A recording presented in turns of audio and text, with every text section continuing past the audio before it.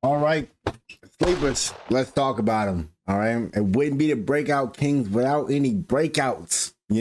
Sleepers for me, man. That is probably the funnest part of playing fantasy football is knowing that you called your shot on a guy and it actually hit, and you like, damn, I said that shit, right? That's the funnest part for me, man. Like when you pick up somebody or you draft somebody who you believe in, and like, all right, think he might be all right, cool. Like, or for a fact, like this is the guy, but maybe everybody else don't see it yet. And then maybe that one injury happened, or maybe that one game and he just break out and you're like, dog, let's go, bro. Because for me, that's one of the best feelings. So anyway, I got five of them for y'all today, man. Five rookie sleepers that I took the time, man, to really go through and try and be thorough with this. But yeah, man, five rookie sleepers that I think you guys would enjoy. People that are not really being talked about a lot right now, too, because I didn't want to go and pick somebody or people that,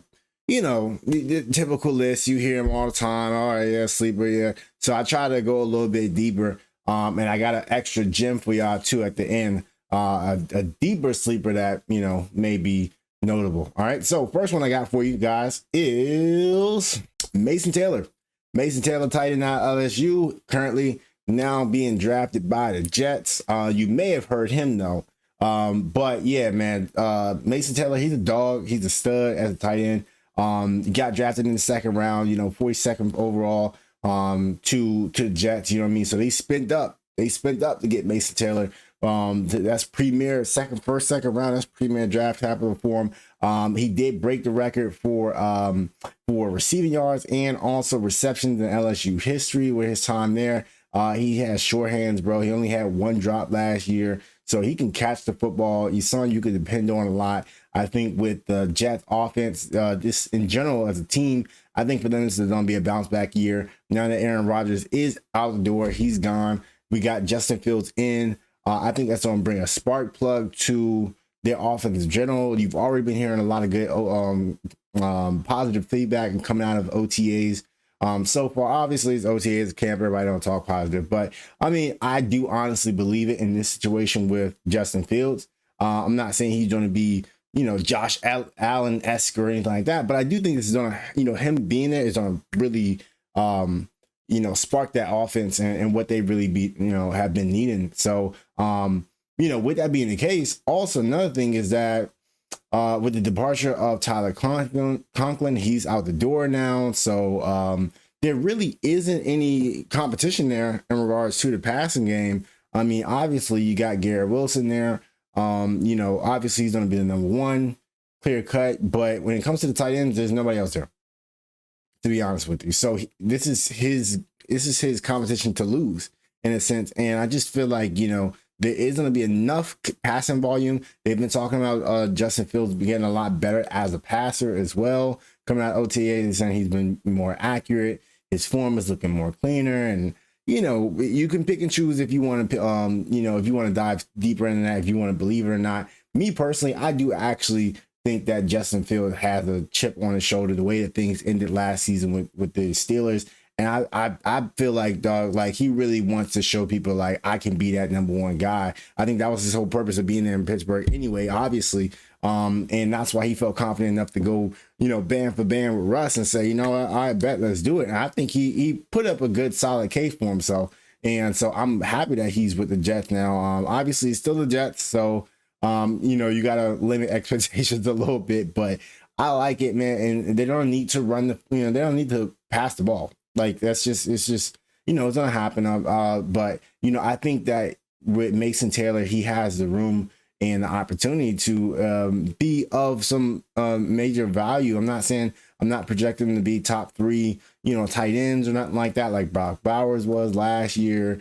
But I do think that he's gonna be a solid pickup. I think he's a sleeper. I think that people I know some people are talking about him, but he's not really being talked about a lot when you think of rookies. So I like Mason Taylor going into this year. All right, now number two, I got Dante Thornton Jr. Man, coming out of Tennessee, getting drafted by the Raiders. Man, I'm a big fan of this guy.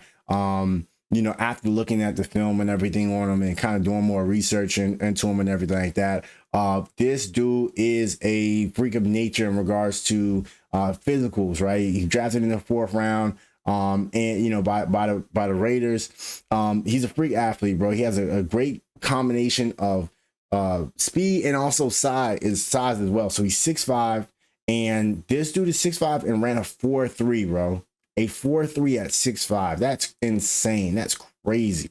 So I mean, just to kind of put that in perspective, only Calvin Johnson and DK Metcalf have they're comparable metrics in regards to their size and also their speed, that combination, you know. So of course I'm not trying to say he's gonna be the next Calvin Johnson or the next DK Metcalf. I'm a big Calvin Johnson's fan, but what I will say though is that it is something to note that this dude is an outlier for sure, and that does make a difference for me, especially when he gets drafted to a team by like the Raiders, where, you know, you got Jacoby Myers there. You got Brock Bowers there, but there's still room for improvement with this team. There's still targets to be had on this team as well. There is, you know, it's not like it's a clear cut, okay, hey, we got our guys. Like he could fight for a legit wide receiver 2 spot on this team. He has 6 receptions that went for 50 yards or more. So this is a big play guy. Even though he's a big dude, he can take the top off the defense, bro. Like he can run clearly. And that's just, it's crazy, man. He led the SEC last year in yards per reception as well. So, you know, he's a big play kind of guy, right? So that's his specialty. I think for him, he needs to grow and develop in regards to developing his route tree a little bit more, where, you know, but I think that's going to come with him spending some time with Jacoby. I think Jacoby is a great receiver, in my opinion. I think, you know, he's going to be in the right room with Brock Bowers. And I think the Raiders are on a come up as a team in general. So I think that will come, but just in general, I think this dude has the potential to possibly be a really, really good fantasy option, a really good player. For me, he kind of reminds me a bit of Brian Thomas a little bit. I mean, you know, kind of bigger, taller, lanky guy, but still has that speed, can take the top off. And I was saying this about Brian Thomas last year, because I was doing research on Brian Thomas and, you know, kind of saying, I'm like, dude, this dude is, you know, he has the similar physicals, and he's kind of one of those freak athletes, man. And he's a really good player. You know, obviously Brian Thomas Jr., you know, he's kind of on that higher echelon, LSU and all that. I get it. But for me, he does, when I look at the film, he reminds me of Brian Thomas. And I think, like, dog, he has the opportunity in regards to the landing spot for him. I think he has the talent. And, you know, I can see him really being a option later down, you know, in the season, in regards to when we start talking about fantasy pickups and maybe a deeper stash or something like that. But I like him. You know, I think he's worth a flyer pick later in the draft, if you can, you know, if you can afford it, you know. So also another thing though as well is that his teammates have been saying great things about him as well. So Jacoby Myers, right, mentioned he spoke very highly of him. Impressions of Dante Thornton so far? I like him a lot, actually. I like him a lot, actually. I didn't know much about him coming out, but now that he's here, just seeing the different parts of his game, like, he's not just a guy that can run fast. Like, he got some real receiver capabilities to him. So I'm excited to kind of help grow him and help push him along and just see what he can do on the field when the pass come on. Then we also have Max Crosby. He spoke very highly of him so far throughout OTAs. And so that's something important, because these are vets that saying, yo, this dude is legit. This dude is a real weapon. And of course, OTAs, but, you know, it's something to note. Now, in regards to, the Raiders did also draft, if you don't know already, but they drafted Jack Beck, all right, in the 2nd round. So they did draft a receiver higher than him that they preferred, right? And I took a look. I'm not looking at the film for Josh Beck. I mean, he's not a bad receiver. He went 2nd round for a reason. But, and maybe this is just me, bro, he's coming out of TCU. He's coming out of TCU, right? As an Eagles fan, right? We got some history with receivers coming out of TCU, and it ain't good. So I had to go and look at some research. I'm like, y'all, you know what? Because because for me, right, maybe I'm being biased, but whatever.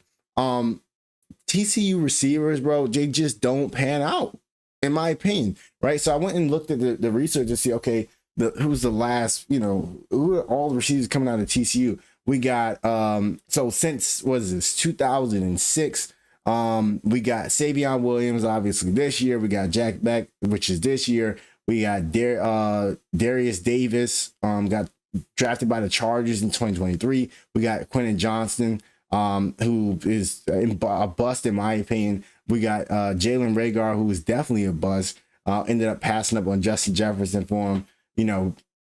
Let's not even talk about it.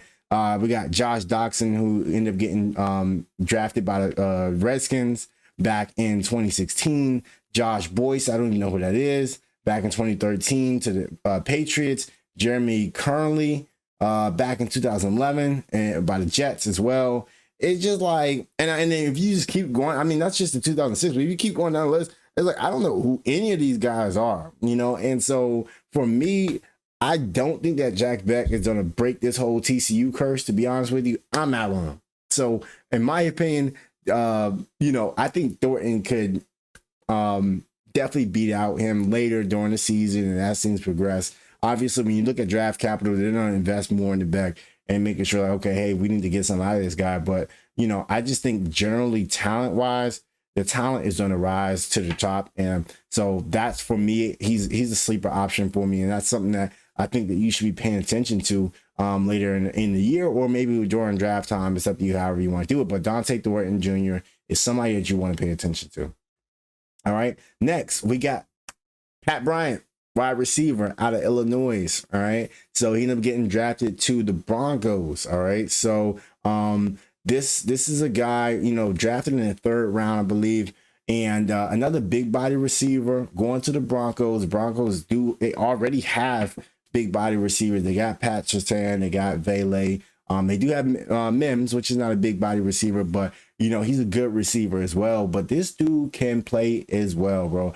I like Pat Bryant a lot. I'm just looking at his talent. I'm looking at his ability. He has ability to also block, so he's useful in the run game and the blocking game, which can help you to get on the field and stay on the field. He has reliable hands as well. Only one drop on a season last year, which is good. We want to have receivers who can catch the damn ball, bro. Like, let's just call it. Yeah, let's keep it a buck, bro. You got to be able to catch nowadays. He's a physical route runner. This dude has some speed. He has the route running capability. He's physical. He could use him in the block game. He has short hands.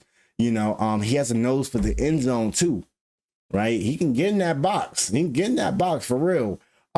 He's also last season tied Illinois single season record for touchdowns last year, which was about 10. So, he has a nose for getting into the end zone. I really like him. I think personally he has some star ability to him if, he develops the right way. I think he does still need to grow a little bit more. I'm not saying he's going to be an instant guy that's going to come in and immediately get some impact off rip. But I would say with the wide receiver room, the Broncos, I like the Broncos going into this season. I do. I think that them spending a 3rd round draft capital on a receiver when they could be using that for other areas on their team. I mean, I just think that says a lot about, one, the receivers who they currently already have, and also, two, that says a lot about where they're going and, kind of evaluating that, because, I think they have some other holes that they could have filled there at in the 3rd round, but they decided to go with Pat Bryant, so I think that says a lot. And how highly they rate him, and then also how they look at the rest of their receivers, because I like Vele too. Vele was a 7th round pick last year. Marvin Mims was a 2nd round pick 2 years ago. And then, obviously Cortland Sutton, he good. But, I think that there is still room. Even Marvin Mims last season, the second half of the season actually finished out pretty well. But he's more of a special team guy, more of a gadget guy, but I just don't, I don't know. He could grow. I know it. I think really in regards to Pat Bryant, how you look at Pat Bryant is more so a reflection of how you look at Marvin Mims.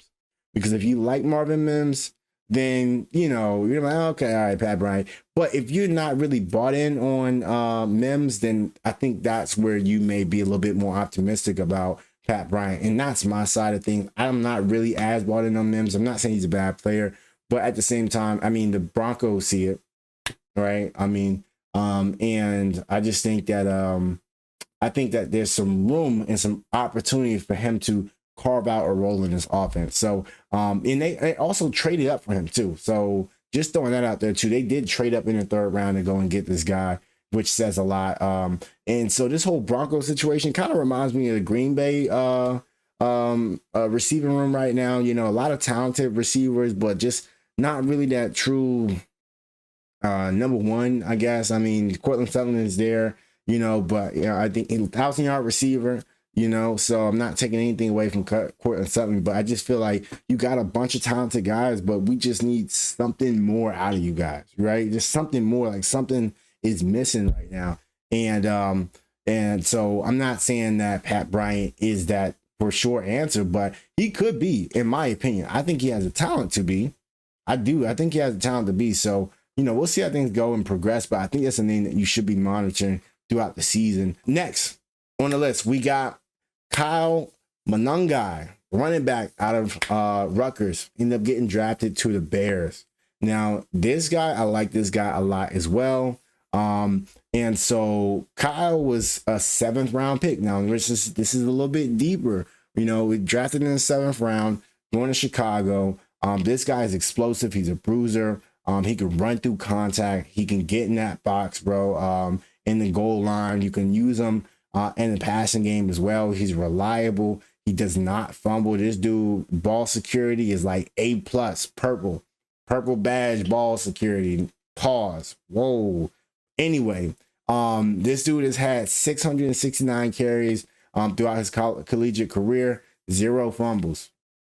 Right, 0 fumbles. So this guy is shorthanded, and that's important, especially for Chicago. So you could use him in the passing game as well. He's versatile, which I like a lot about him. So last year he led the Big Ten in rushing yards. So this dude he's just as prominent as a passer as he is as a receiver as he is as a rusher. So he could really run. And then also in regards to just his situation, his landing spot, yes, you do have Roschon Johnson there.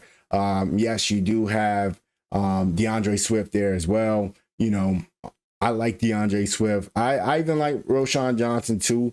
But I just see that, last time we had Ben Johnson and we had DeAndre Swift in the same franchise, Swift got traded.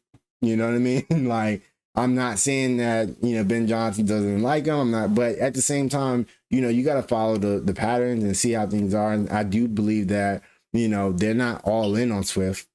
I can tell you Bears fans, I'm not a Bears fan, but if I was a Bears fan, I'd be like, well, maybe, we'll be open to other options. Yeah, the Eagles were, and you see how that went. So, and then Roschon, I like Roschon. Roschon could take that next step. I know last year he was out a couple games because of concussion. But who knows? But Roschon is also not a pass catcher either. So I think that with Kyle, he does have a specific role in this offense. But something that is important, what made me look at this a little bit more, is the fact that you do have Ben Johnson here. You do got also Eric Bieniemy as well, who's part of the franchise now. And so with that being the case, you got this new OC coming in, and with Ben Johnson, he comes from a history of being with the Lions, right, where you ran 2 running backs consistently. You had Jamar Gibbs, you had David Montgomery, and with, I think, the direction that the offense is going in and how the team is going, the management wants the direction of the team to go in. They want to be able to utilize the running game, and they will use multiple running backs. So for me, I'm off rip. I could probably tell you that they're going to use, this is going to be a running back by committee in a sense. They're not just going to hand Swift the keys and say, okay, here you go. That's not going to happen. So, and I don't think he's not that guy anyway. I mean, he's proven that he could, but I think that they have a lot of talent, and I think that they really want to utilize the skills of each one of their running backs. So this could be a running back by committee thing, and if that is the case, then that gives Kyle an opportunity to really step in and show what he can do. Also on top of that as well, Ben Johnson did also shout out a couple days ago, I think this was yesterday, he did mention 4 people. Somebody asked him, like, what was 4 people that really stood, 4 rookies that have been really standing out in regards to camp? Who are some of the guys that's really been, you've been noticing a lot. And one of the 4 people was Kyle Manungai, who ended up shouting out to. And then in the running back room, Kyle Manungai has really stepped up I appreciate the attention to detail and the pride he takes and how quickly he's picking things up as well. So that's 4 good names for you right there. So, I think that's a good omen. If your if your coaching staff and is seeing that and it's coming directly from them and not from a beat reporter or something like that, that's always good too. All right. So next we got Woody Marks. All right. Woody Marks, running back out of USC, got drafted to the Houston Texans, right? So Woody Marks, I like Woody Marks a lot as a runner. I think he's a great runner. He had a 261 reception in college, which is most out of any other running back in the class. So this guy can catch the ball. This guy can also run the ball too. He averaged 5.7 yards a carry. So he can run the ball just as much as he can catch it. And I think he's a really reliable running back. I think out of 608 carries, he only had 1 fumble. So he's reliable. He's gonna hold on to the ball. He's versatile. He can be a 3-down back if you really want him to. He could be in the passing game if you really want him to. And for him, yes, I know he's going to Houston where you got Joe Mixon there, and Joe Mixon is a clear-cut guy. As of right now, second, you got Dameon Pierce. Dameon Pierce is not even at OTAs right now. Nobody knows what's going on with Dameon Pierce at this current moment right now. Also on top of that, last year wasn't the best year for Dameon Pierce in the first place. So Dameon Pierce is beatable in my opinion. He's just riding on the fact that he had a good rookie season. That's it. Other than that, why are we still, hyping up Dameon Pierce? Like, sure, but at the end of the day, you got to go with trends, and the trend is not well right now for Dameon Pierce. And I don't think that it's going to pick up, at least not with Houston, unless he goes somewhere else. So, so that just leaves, in my opinion, I think he can leapfrog Pierce. And then with Joe Mixon right now, he's in a boot, right? So he's in a walking boot. He's dealing with a foot injury that's not, undisclosed. They haven't really said exactly what it is. They said, oh, he's going to be fine for the regular season. And, he could be perfectly fine, but, I'm not trying to over exaggerate it, but it is something to note too. Like, hey, you're in a walking boot right now. So what's going on right now in OTAs is that Woody Marks is basically taking first team reps. He's getting experience with the rest of the first team, just like anybody else would. And that's great. That's great for his development. It's great for his rapport with the team. That's great for his rapport with the coaching staff to be able to really see more out of him and pay more attention to what he's doing. And I think that just helps in his development as a runner, and also just how he meshes with the team, how the team decides to use him, how much they trust him, and things like that, especially with Dameon Pierce not being there. And, Joe Mixon is Joe Mixon. When he comes in, he's going to be the guy. Like, let's not get it twisted. He's the guy. But, if you have a situation where Joe Mixon gets hurt, or if, he's missing time or whatever, I think Woody Marks, he's gonna shoot. He's gonna shoot. I'm gonna be honest with you, because I think he's that talented as a running back to fill that role if need be, because you can use him for whatever you need to use him for. And I like him. I like him a lot. So that's one name to notice and kind of just keep an eye on. All right, now I got one more for you, and this is more so a deeper sleeper, more so a very deep sleeper, somebody who is kind of, I have not heard a lot of people even really talk about him, and that is Joshua Simon, tight end out of Southern Carolina. I got drafted by the Falcons. So with this dude, This guy is a freak. He actually went undrafted. I don't even think he should have went undrafted in the first place. This dude is that talented. I was surprised that he went undrafted, to be honest with you. But this dude is 6'4", 239 pounds. He led Southern Carolina in receptions and also touchdowns as well last season. He has yards after catch ability, so he can catch, he can run, he can get in the end zone. He's physical. You could use him a lot. He's very versatile too as well. So when you looking at the film on him, they use him in screen games. They use him on just big plays, right? Deep plays as well. So you can do a lot with him, and I like that about him a lot. He has a nose for the end zone as well. Obviously led the team in touchdowns. He can block. He's still a big body as well. And that is the reason why it kind of stood out to me, because one, I just think he's super talented, to be honest with you. I think he's a really talented tight end. And then two, on top of that, we don't know what's going on with Kyle Pitts right now, right? There's a chance, and there is a good chance that Kyle Pitts is on another team by the time the season starts. There's a chance that he gets traded. And so if that was to happen, if he does get traded, then obviously in my head, Joshua Simon is the guy. There's nobody else really there in that tight end room that I'm paying attention to too much, to be honest with you. And I think that if they do trade him, the fact that he's not participating in OTAs, the fact that they're saying that he has this ghost injury that just kind of came out of nowhere is like, are they lying about it? Does he really have an injury, or are they just saying that so that way they could trade him or whatever? And then they don't trade him, and then all of a sudden the injury is perfectly fine. He's healthy, and he's just, so how it goes.